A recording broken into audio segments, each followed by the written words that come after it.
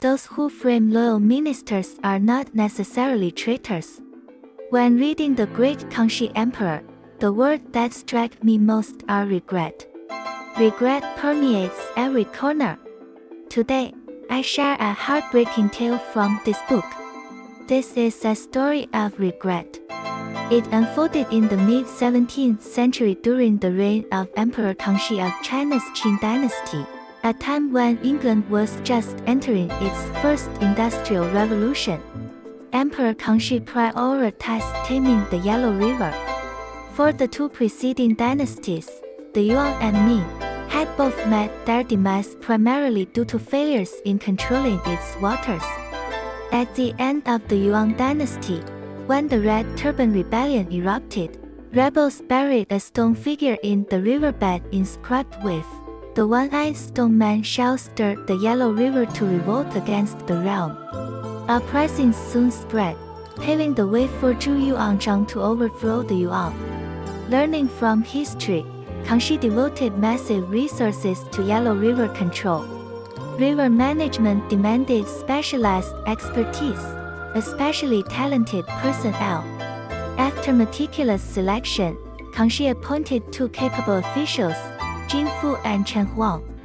Through rigorous research, they pioneered the use of diversion dams to regulate the river. Yet flood control was a long-term project.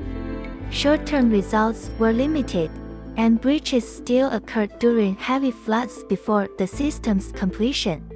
Disaster struck unexpectedly. 1 year before the project's completion, a once-in-a-century flood threatened to overwhelm the newly built dams. After thorough analysis, Jin and Chen concluded that only by breaching the dike at Xinjiang could they save upstream infrastructure and farmland. There, they encountered their lifelong nemesis, Yu Chenlang. He was renowned for his integrity, incorruptibility, and deep care for the people.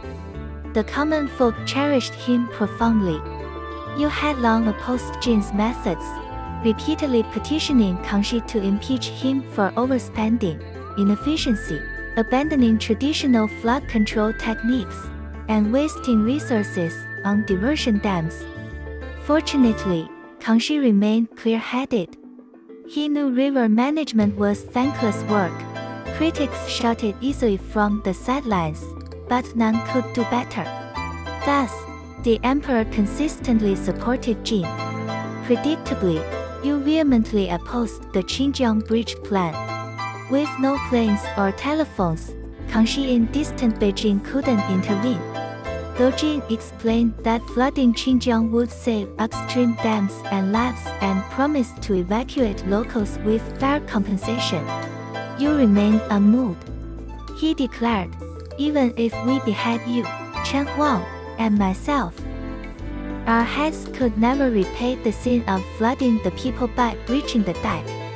This must not happen."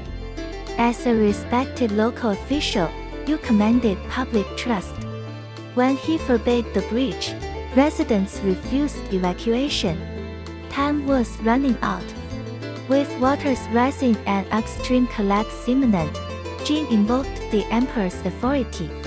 He presented the imperial sword and yellow mandarin jacket symbolizing royal mandate. "Warning! I act for the Emperor Kangxi. Defiance is rebellion. I will execute you all." Finally, Yu relented. With tearful indignation, he persuaded residents to leave. As Jin watched the evacuation, relieved to have overcome this obstacle, Yu walked alone onto the riverbank. Unaware of his intent, Jin urged him back before the controlled breach. Yu seemed deaf to the plea, sitting motionless on the dike. When guards moved to drag him away, Yu pressed a paper knife to his own throat. "Flooding is your duty as river commissioner. As Xinjiang's guardian, I've failed my people. I'll die with this dike. Approach me and I'll slit my throat." Stunned, Jin faced an impossible choice. Yu was a virtuous official with no personal grudge against him. Jin couldn't bear his death. The breach was cancelled. That evening, upstream dikes collapsed. The costly diversion dams were destroyed, flooding multiple counties. Reading this, one's heart aches with injustice. Because of one man's obstinacy, millions of dollars washed away and unknown lives upstream were lost. Youth rigidity here sparks outrage. Ultimately, Jim bore blame for the disaster. People saw only failed dams, not used blockade of the flood plan. In any system, be it a nation or company, achieving great things is brutally hard. Critics snap from the sidelines. Even universally beneficial projects face sabotage. And when interests are threatened, progress grows thornier still. When driving a project, we prepare for tangible obstacles but underestimate human resistance. It demands still resolve and shrewd wisdom to counter those who criticize without responsibility. The secretly obstructive, two-faced collaborators. We must know whose words to ignore, whom to guard against, whom to confront firmly. Without such preparation, like Jin Fu, we'll swallow the pain in silence while our mission drowns.